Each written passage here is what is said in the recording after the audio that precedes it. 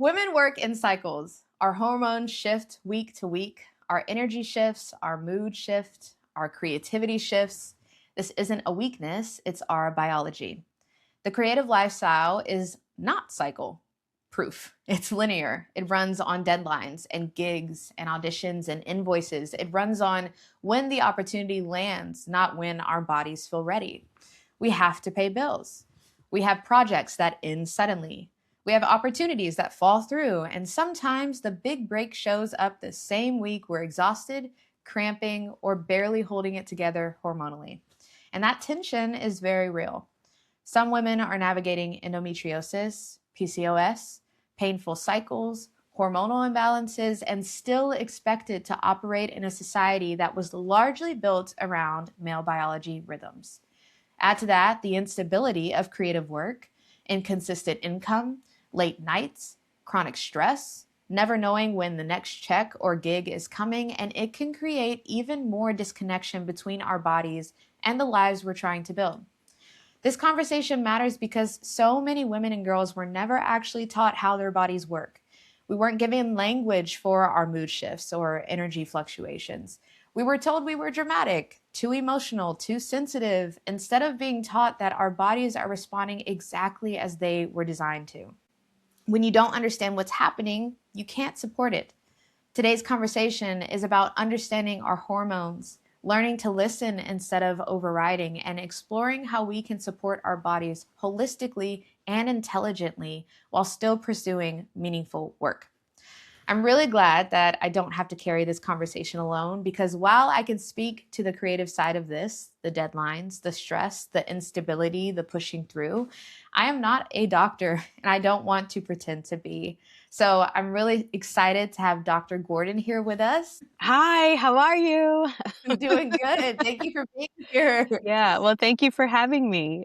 Yeah, of course. Can you share to listeners a little bit more about who you are and what you do? Yeah, absolutely. So I am a career mom first and foremost, but I am also a double board certified urogynecologist and reconstructive pelvic surgeon, OBGYN, and certified menopause practitioner.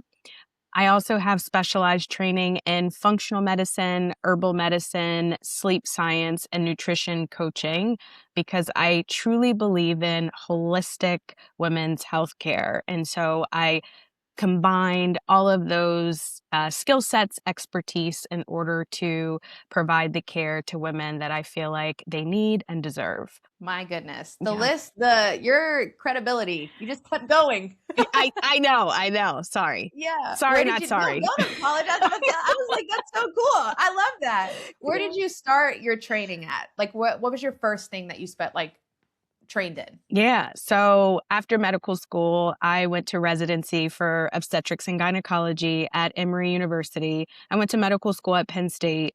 And then while I was in residency, I realized that obstetrics was not for me. That was not really what I wanted to do long term. And I fell in love with urogynecology, which is a subspecialty that focuses on pelvic floor disorders. Mm, Within the female pelvis, it's a bowl full of muscle, and all of those muscles support not only the pelvic organs, but the abdominal organs up to the diaphragm. And that is our core support. And there are so many things that unfortunately can go wrong when you lose that support, when you have pelvic floor muscle weakness or you have muscles that are really tight. And so my subspecialty, urogynecology and reconstructive pelvic surgery, which is my specialty that I went to fellowship for, that's my primary focus. mm. But I still also provide gynecologic care. So that's your typical preventative screening from your pap smears or dealing with any acute issues within the female pelvis. And I do dibble dabble in some obstetrical stuff, primarily preconception counseling and then postpartum care, especially for women who've had severe tears after a vaginal birth. Mm. But yeah, I went to fellowship for 3 years for urogynecology, and then that's my main focus now. Wow. And you have your own practice, correct? I do. Yes, Brand tell us more about new. that. brand Yeah. brand spanking new. Awesome. So I was practicing urogynecology and reconstructive pelvic surgery for 5 years with a medical group, and I've always wanted to have my own practice, but coming out of fellowship, I knew I needed to get my feet wet. I had to figure out the world, start making some money, just get comfortable and confident in my skill set. Mm, And I gave them 5 years and then said, "Okay, it's time to fly." I resigned in November of 2025, and then I now have Journey Well MD, which is a modern, holistic women's health practice that focuses on helping busy women, career moms, prioritize their health and well-being without guilt. mm. Um, so it's gynecologic, urogynecologic, and wellness care. That is awesome. Yeah. And when you say holistic, tell us kind of the difference between your approach and a traditional medical approach to treatment or health. Yeah. Yeah, so right now in the, traditional it's really called, the conventional healthcare system because Okay. traditional medicine is more, you think about Chinese medicine, that's defined Mhm. as traditional medicine, but, in our conventional healthcare system, it's really challenging to provide holistic care to any patient because of the time constraints and the business side of the healthcare system. They want you to see as many patients as possible. Um, and it's almost like a conveyor belt.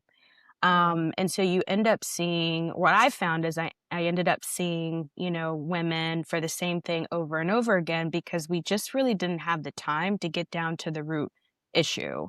And then mm, also within the traditional healthcare system, we compartmentalize everything. Instead of mm, looking at the whole person, we whatever symptom you have, it's like, okay, you need to go see this specialist and then go see that specialist and then mhm. this specialist. And then within that system, no one's talking.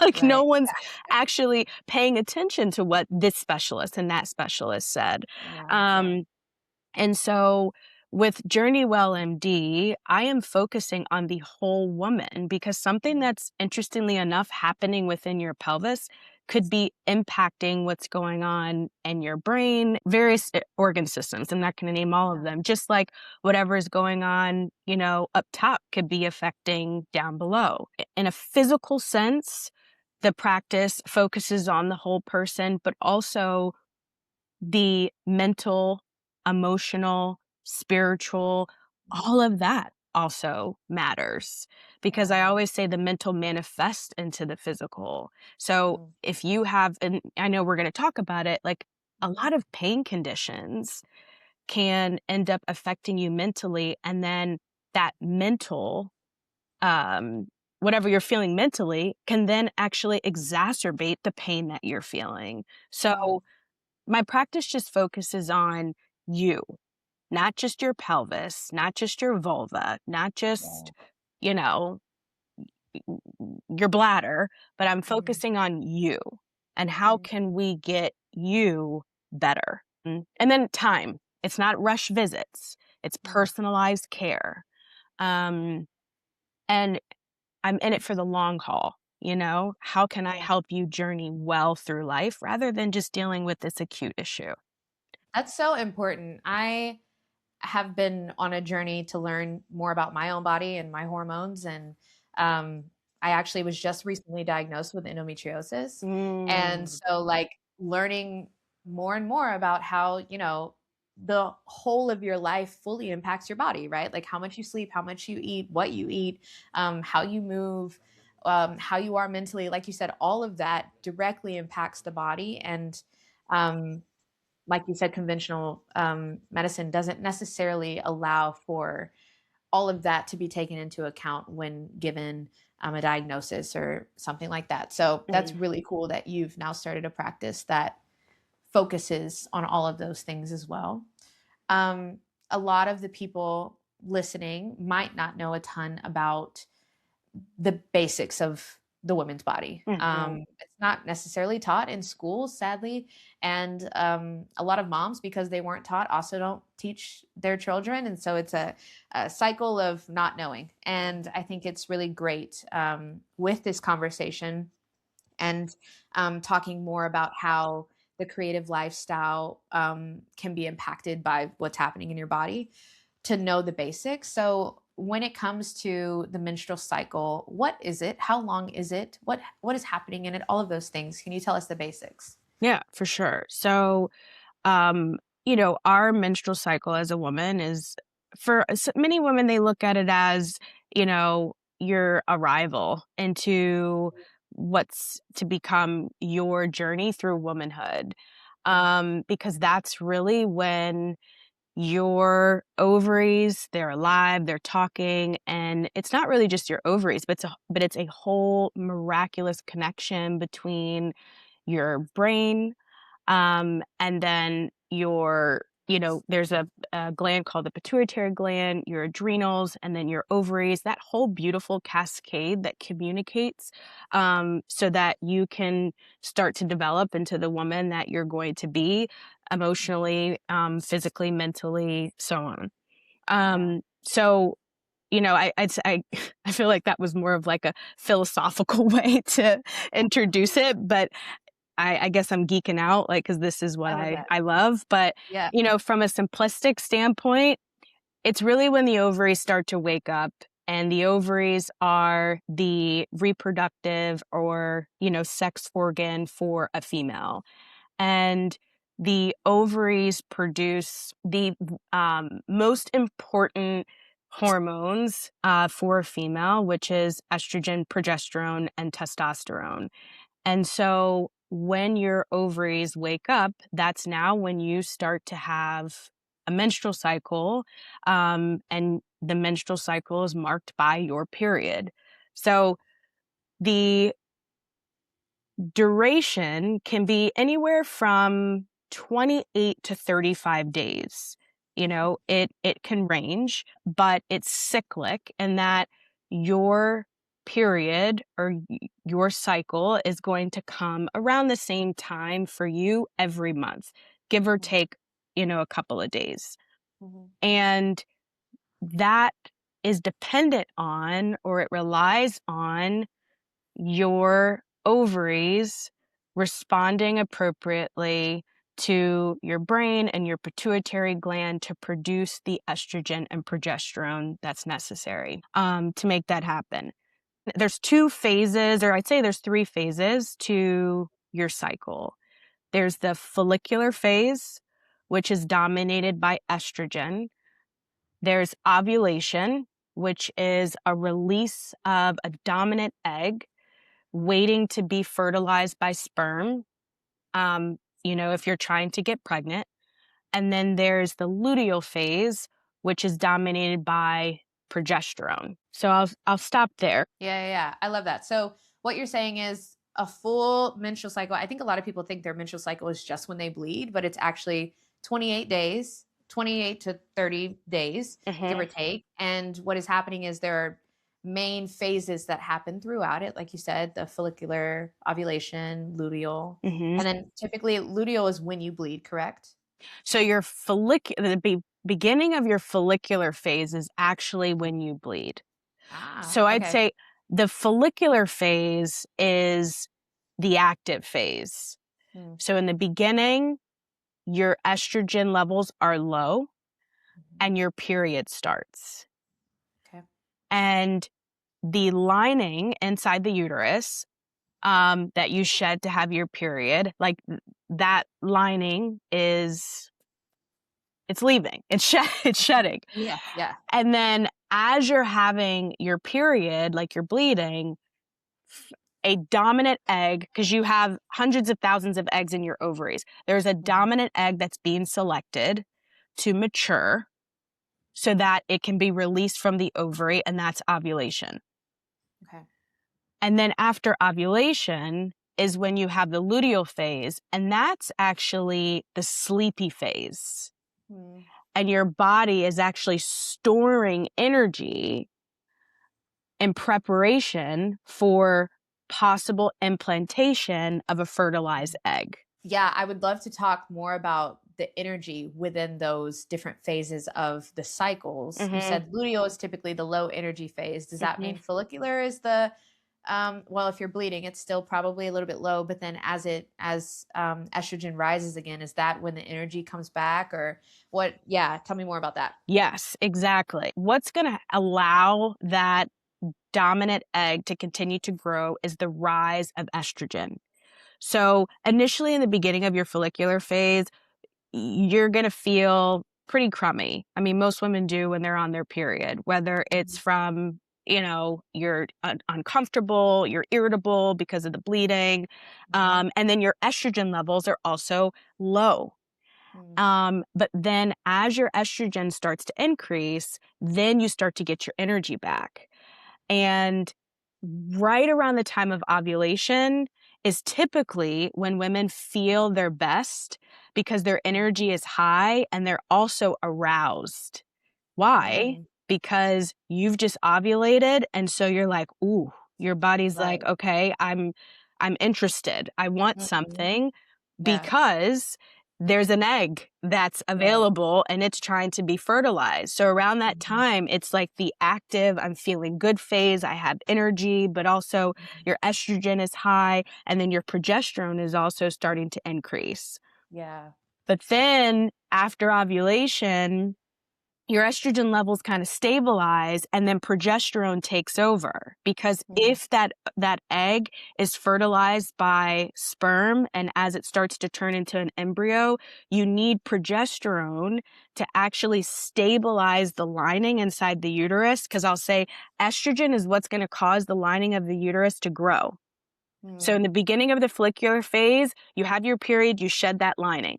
Estrogen starts to rise, you start feeling good, and then the rise in estrogen actually causes the uterine lining to thicken, Mm. and then you ovulate.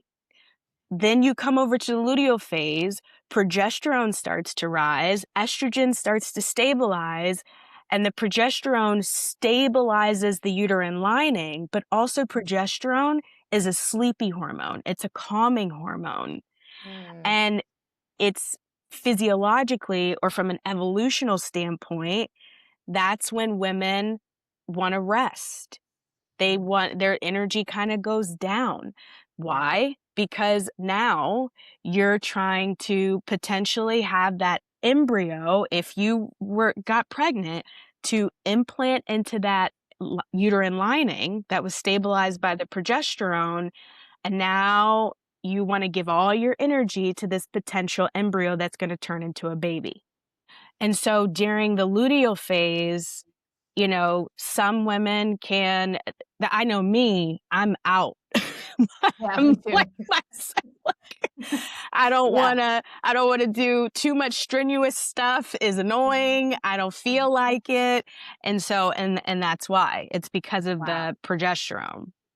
The human body is so wild. Like, Mhm. to have all of that happening, and it's crazy because on the outside, all we're thinking is like, "Oh, I'm really sleepy. Like, I need a coffee," But like on Mhm. the inside, it's like, "I must protect this egg," and like I must stick it. It's like crazy that all of that is happening Mhm. um, on the inside. I wonder, like, I think it could be really cool to explore the conversation of how a creative who has to be consistently kind of outputting or creating new things and having energy for the project that might have come in the midst of their luteal phase or whatever.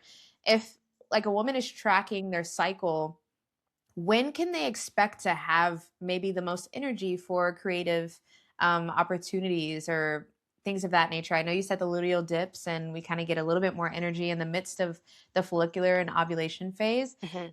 Are there phases that kind of lend themselves to creative work versus resting? I know you mentioned luteal, but I'd love to explore that more. Mhm. Yeah, so your personality is important to consider, with this situation. Mhm. I'd say, from a physiologic standpoint, based on your estrogen levels, you would think that you're gonna be most creative, most stimulated after your period, Mhm. as your estrogen levels are rising. But for some, you may find that you're still pretty creative during your luteal phase if Mhm. you enjoy the quiet.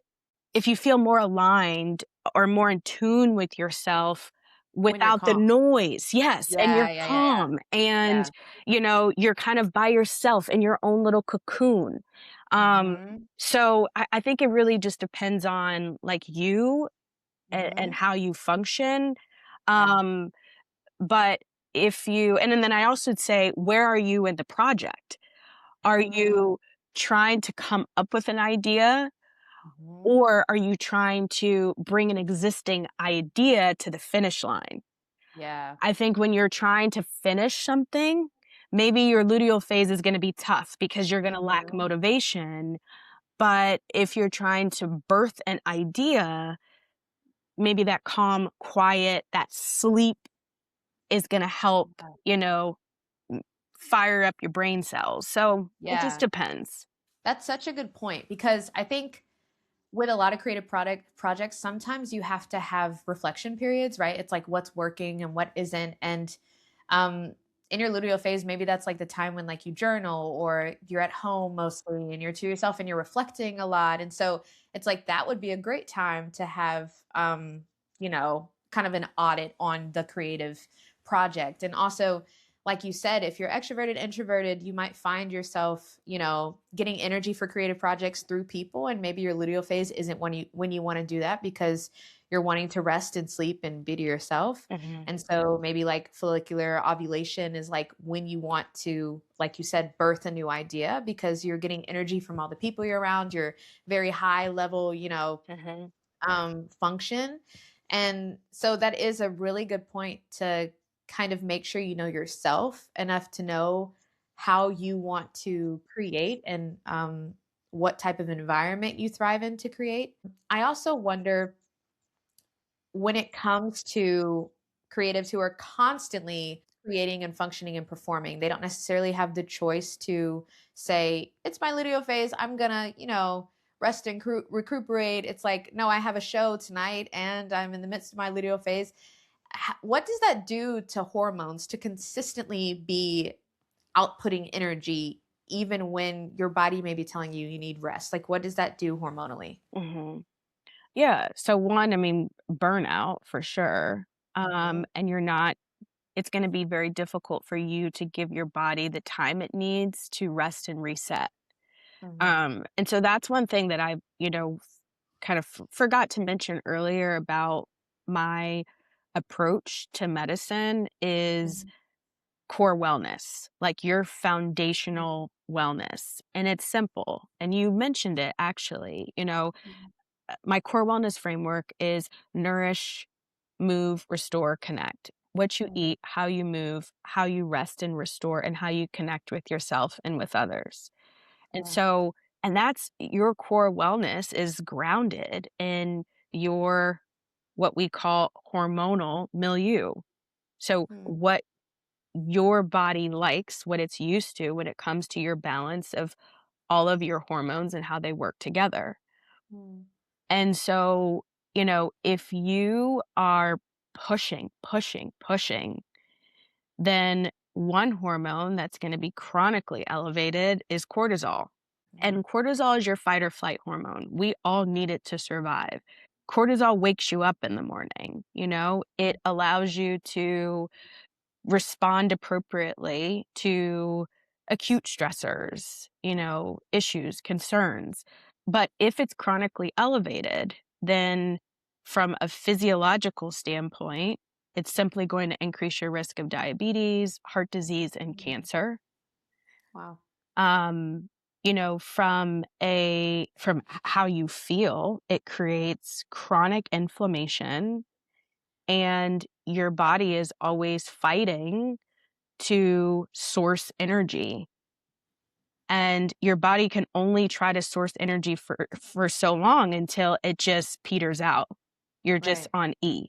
And then from a reproductive standpoint, one of the first things to go when you're in a chronic stress, high stress state is your period Mm. because your brain says, okay, I need to focus on whatever is going on. And so the first area that does not need my attention, that does not need my energy, is the ovaries. And so Mm, you either start to experience irregular periods or you have no period. mm, It's like simply put, thinking about an athlete. I think we all, like, there's a lot of athletes that are pushing their body physically, and many of them can go months without a period because right. their brain, their body is having to shunt energy to other Mm, organ systems to keep them functioning through that chronic stress. right. But for a day-to-day, person, woman Mm, who's chronically stressed and not having a period, it's because the brain's like, she doesn't need this right now. She needs right. something else.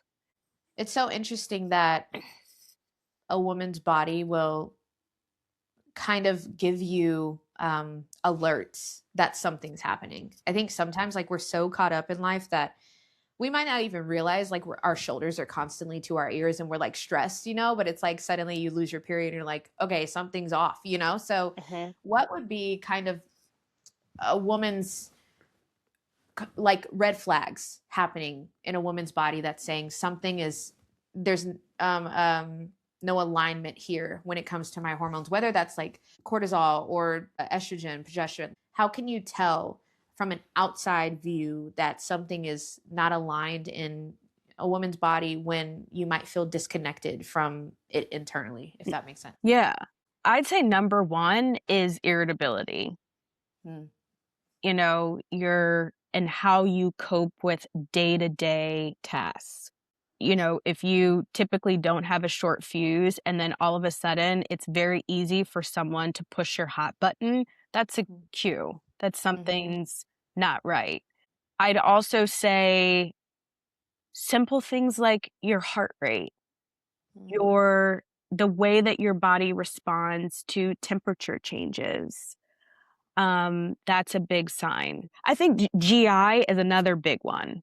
mm, So, abdominal pain or bloating yeah. that you can't explain, Mm, changes in your bowel habits. mhm, Um, so mood swings, irritability, abdominal pain, yeah, heart palpitations, feeling very anxious, temperature changes. temperature changes, Yeah. sleep, that Mm, 3 a.m. wake up call without an alarm. mhm, mm, It's hard for you to fall asleep, or you fall asleep, but then, yeah, it's hard for you to get back to sleep if you wake up. Yeah, I mhm. think those are the main Red flags that signs. are happening. Yep, Yeah. yep, Yeah.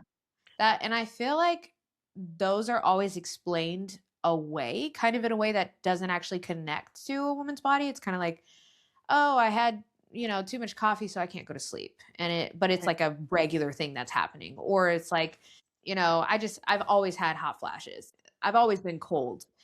Those type of things kind of just get explained away. Or I'm irritable because someone said this. And it's like, no, well, you're always irritable. It's mhm, like there you can kind of start to see rhythms and patterns happening. And I think a lot of the times we explain them off. At least in my experience with a lot of my friends, they'll be like, "Oh, it's just whatever." And as I'm learning hormonal stuff, I'm like, "Actually, I think that might be so and so."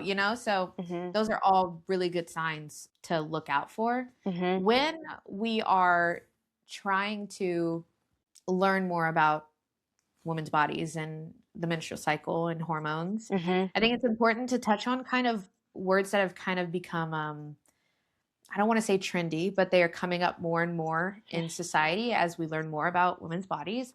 mhm, Right now, the way they're being thrown out can kind of be scary. For example, PCOS, endometriosis, those type of words are being kind of flung around in a way that I don't necessarily think is bad, but if we're not fully educated on them, can be scary to just hear like, oh, I think it's like I don't know the specific statistic, but 1 in 10 women experience yada yada. It's like all of a sudden, oh, do I experience that? I have some of these symptoms, like can be a little scary. So can you briefly touch on what PCOS and endometriosis are? So with PCOS, or polycystic ovarian syndrome, it is a condition that unfortunately we do not know what causes it. Um, but it is a hormonal imbalance that affects your period, and then also various physical characteristics that we don't typically see in women. So, one with your period, you can either have irregular periods or you can go without a period. And that's because you have high levels of testosterone. Mm. And although testosterone is produced by the ovaries, 50% of it is produced by the ovaries, 25% is produced by the adrenal glands, which live above the kidneys, and then the other 25% is produced in the fat cells. Although the ovary produces it, you end up having too much of it. Mm. And then what that ends up doing is it affects the estrogen progesterone balance, and so then your period is off. Mm. And then because of those high levels of testosterone, then you can start to develop something called hirsutism, which is hair growth in areas that we don't typically see in a biological female, whether it's, chin hair, sideburns, mustache, hair, not just along the chin, but beard. You can also have enlargement of your clitoris. And then on ultrasound, when they look at the ovaries, they call it like a string of pearls. So you can see all of these cysts that are at the perimeter of the ovaries. And I'd say the biggest thing with polycystic ovarian syndrome is because you're having these irregular periods or no period at all, if you desire to have a baby or get pregnant, it's challenging to do so. Mhm. And then with the high levels of testosterone, it goes hand in hand with insulin resistance. And so you have a higher risk of developing diabetes. Also, women with PCOS can be larger because of the insulin resistance. It affects your metabolism. It's easier for you to gain weight. But when there is something called lean PCOS, where you're on the smaller side of a normal BMI and you or body mass index, normal weight, and you still have polycystic ovarian syndrome. Mm. So I think historically we would always think that women with PCOS, they were of a larger size, Mhm. were diabetic and had, male pattern hair growth. Mhm. But that's not always the case. You can look completely quote unquote normal, because I hate the Right. word normal, but you know what I mean? Right. Like, Yeah. Yeah. typical what we see, and you could Societal still standard. have like PCOS. Right. Yeah. And then on the flip side, what's the difference between PCOS and endometriosis? Yeah, so for me, endometriosis is really a pain condition. It's essentially when the inside lining of the uterus makes its way outside of the uterus, and Mhm. you have these implants of that, active endometrial tissue, and those implants can be anywhere within the abdomen. Mhm. Most commonly, they're on the ovaries, fallopian tubes, uterus, but it can be on the bowel, the bladder, the peritoneum, which is the shiny tissue that coats all of your organs. Mhm. And because this tissue um, is active, it's hormonally reactive, it responds to estrogen. When it's stimulated by estrogen, it actually causes inflammation, and that inflammation causes pain. And then when your body or any area in your body is inflamed, it wants to heal itself. And Right. so it tries to heal, and through healing, it creates scar. And then that scar tissue can also cause pain because Mhm. scar kind of attaches to whatever it wants to attach to. With some tissue or organs within the body, it's supposed to be mobile. It's supposed to move. Like, for instance, the bowel. It Mhm. peristalsis or squeezes and moves like a snake Mhm. all throughout the abdomen. But if it's covered in scar and it can't move, then that can cause even more discomfort. Mhm. So a mild case of endometriosis may present as, cyclic, which is pain. I mean, cyclic pain, which is pain around the same time every month, that Mhm. oftentimes is worse than your typical period pain. Mhm. This woman may Midol or Motrin may not touch it. She may be down for the count, have to miss school or miss work or, kind of curled up in bed for a few days Mhm. versus you can have, your most severe type where it's w- cyclic pain that's extreme every month on top of a baseline day to day discomfort Yeah. with bowel movements, with urination, or even just simply with moving, with eating. I mean, it's a Yeah. constant chronic state of pain. Yeah. That's crazy. Like when you think of what some women are going through and having to, show up in life like nothing's going on, it's very wild to think Hmm. about that. When it comes to a healthy period and a healthy menstrual cycle, are Hmm. you supposed to have pain? I've heard before, like, if, periods were never supposed to have pain. And I've heard people say, like, actually, that's not true. Do we actually know if a healthy period is supposed to have pain with it?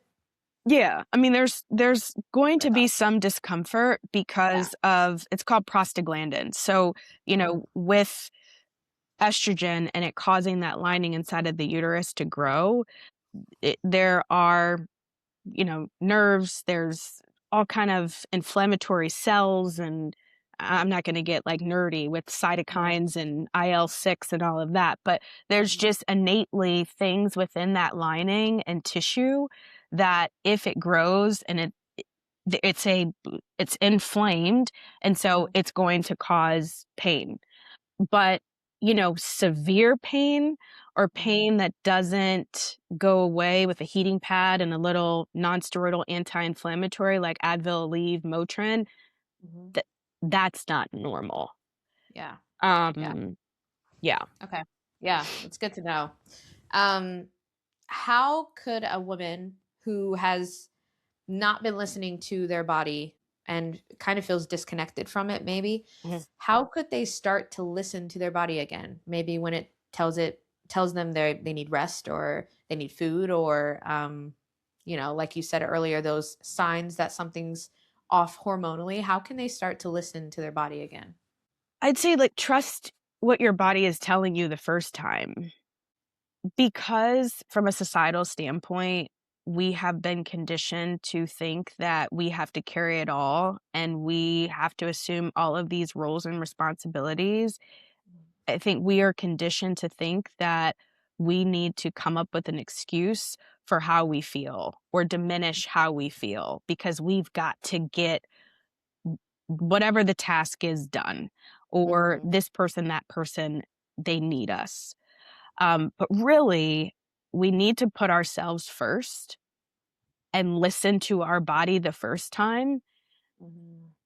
so that then we can be not only who we need to be for ourselves, but then for everybody else around us. Because when we put ourselves first, everybody wins. So I always say a woman's intuition is always right. Mm-hmm. So, if you don't feel well, you don't feel well for a reason.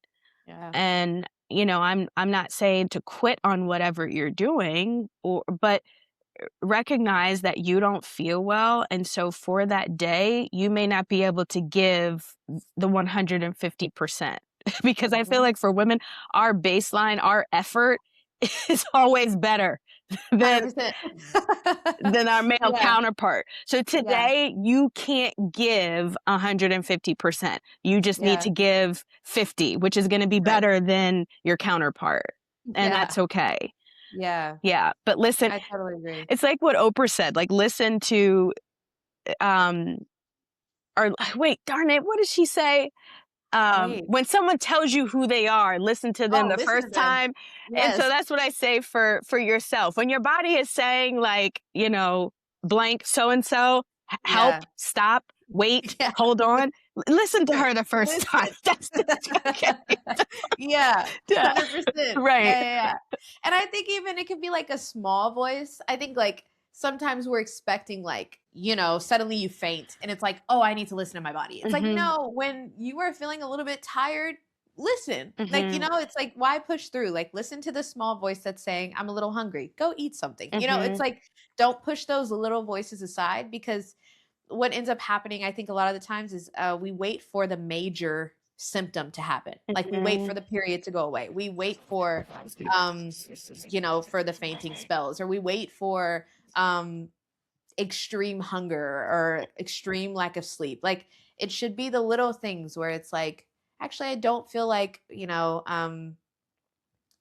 doing a cardio today. So I'm just Mhm. going to do yoga. Allowing yourself to listen to those small voices, I think, is really important. Mhm. How can women make sure that whenever they're looking at their life holistically, they are making sure to do the best for themselves? I think we could talk about this from a kind of those different pillars you were talking about that you try to hit with Journey Well, Mhm.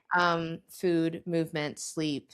Because I think it's there are overarching themes that are consistent from woman to woman, but it might be like, somebody needs a different level of sleep than someone else. Or do you feel like it's a very blanket statement, kind of like, you should get 8 hours of sleep, you should get this much water? Like, when it comes to those things, food, movement, sleep, what's your suggestion for women? Mhm. What I typically recommend for the individual is to define what healthy is to you. Mm, And whatever that definition is, then look at your life and figure out what's missing so that you can embody that definition. Because when it comes to what you eat, for instance, I believe in intentional nutrition. So, because nowadays, with all of the additives that are in our food, the preservatives, I find that so many people have so many different food allergies or food aversions, and or whether they're gluten-free, plant-based, whole 30, I mean, the list goes on and on. yeah. So, but when you eat intentionally, you're eating to fuel your body to feel good because food should feel good. You're eating Mhm. for a purpose to give your body the nutrients it needs so that you can function well. So, within your definition, if whatever, health looks like from a nutrition standpoint, focus on that. I think movement, very simple. I do not think that, the whole, I think the recommendation is 150 minutes in a week. Mhm. But for some, that is it's hard for them to fit that into their Mhm. lifestyle. So maybe moving 10 minutes, and that's also intentional movement.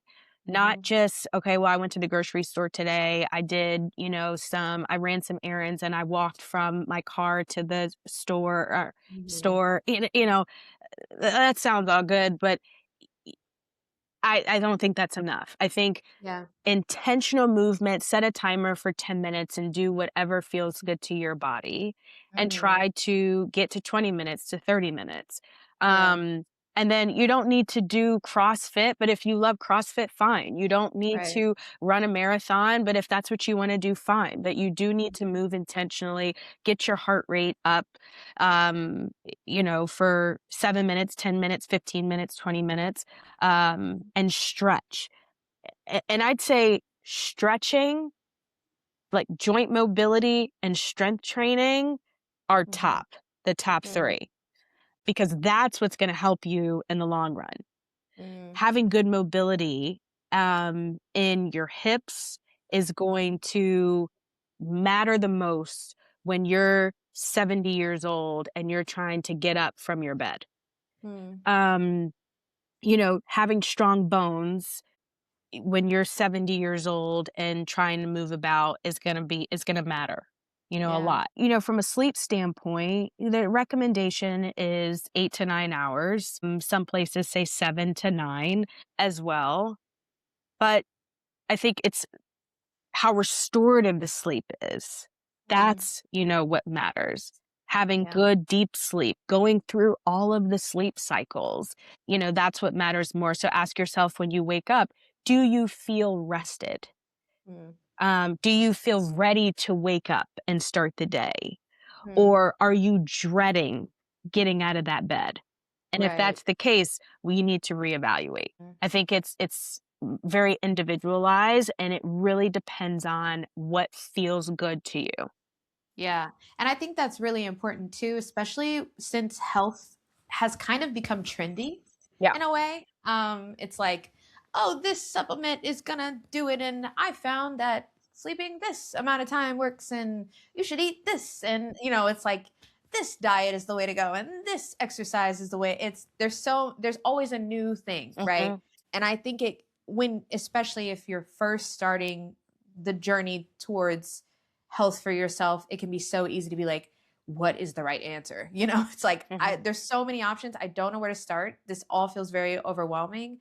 And I think that question of what is health for me and what feels good for my body is a great place to start. Of like, okay, I don't know if 150 is going to be good. I also think my body would feel exhausted to work out that often. Mhm. 150 minutes a week, then okay, let me start with 10. Let me see how my body feels with that for a week. And if it doesn't feel as though I did anything, maybe I up it to 15. And if it feels like too much, maybe I lower it to 7. It's like Mhm.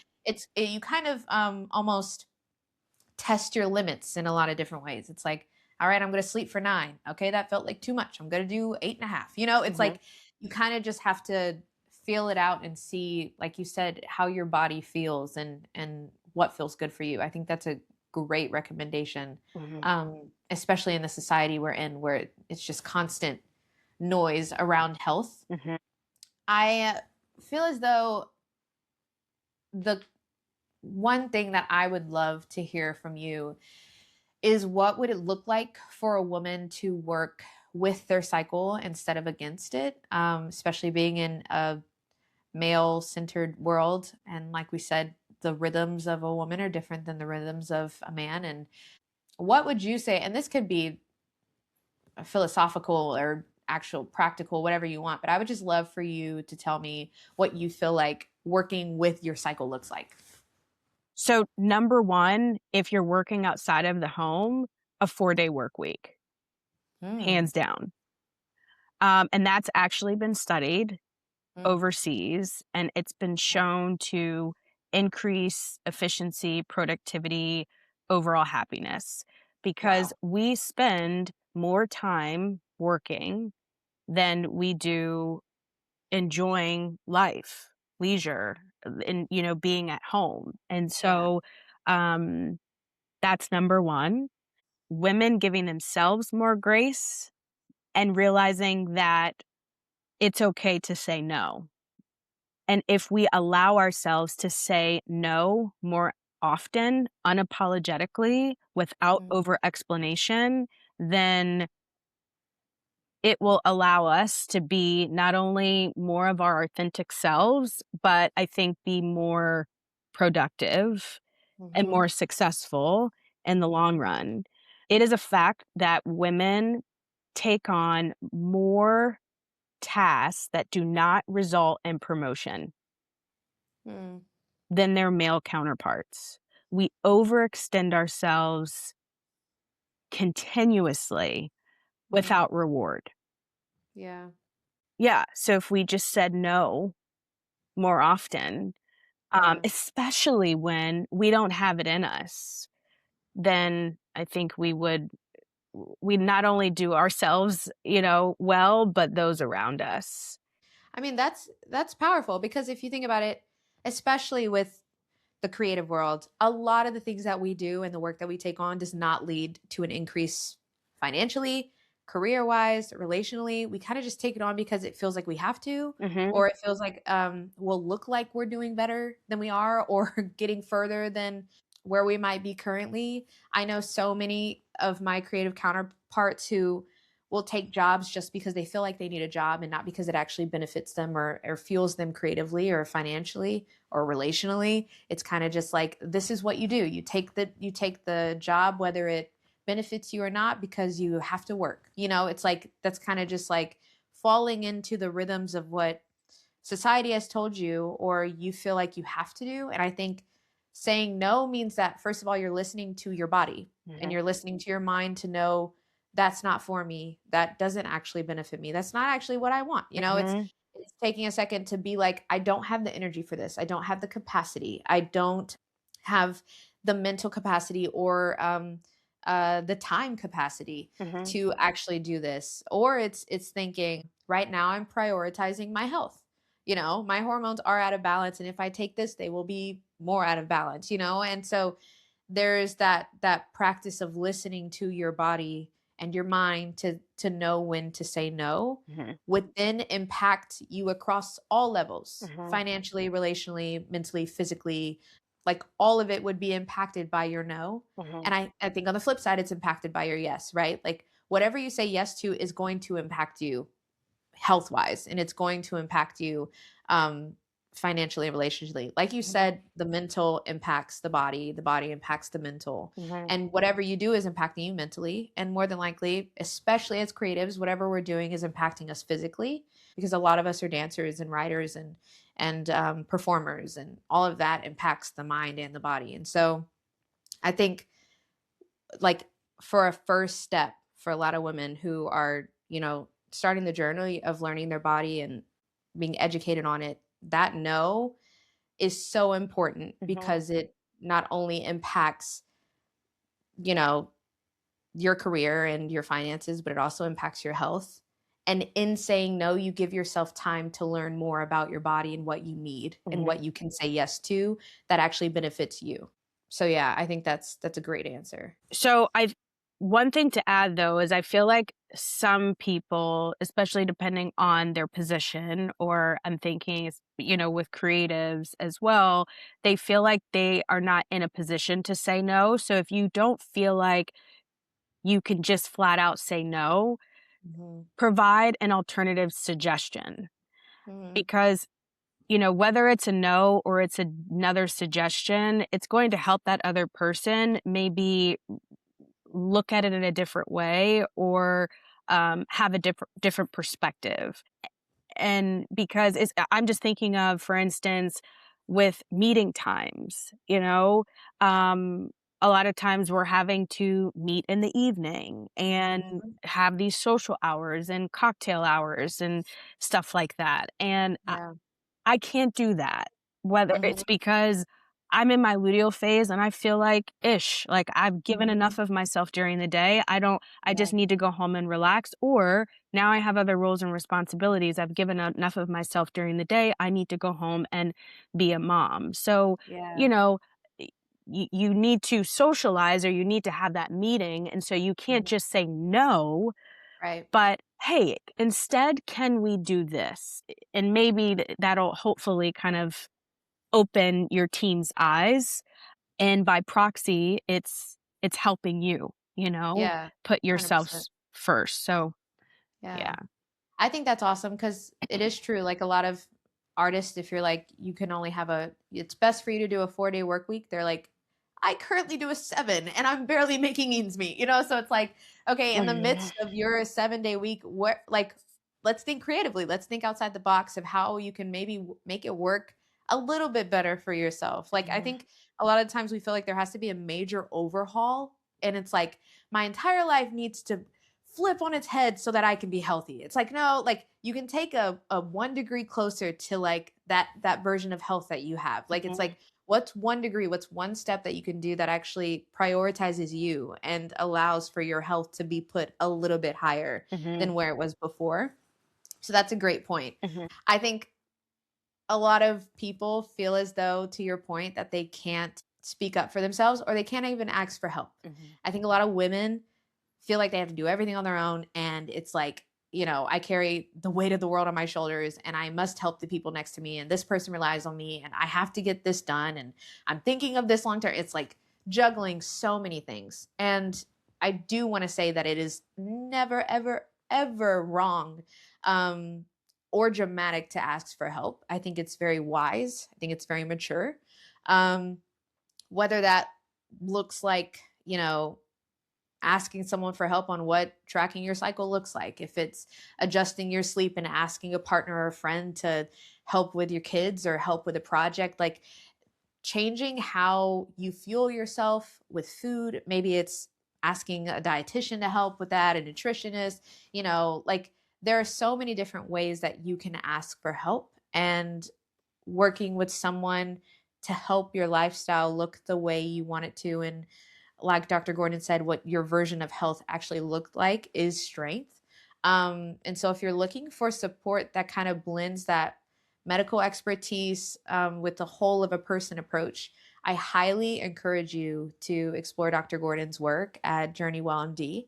As you guys heard, she's created a space where women can actually be listened to and where symptoms aren't brushed off and where care isn't one size fits all.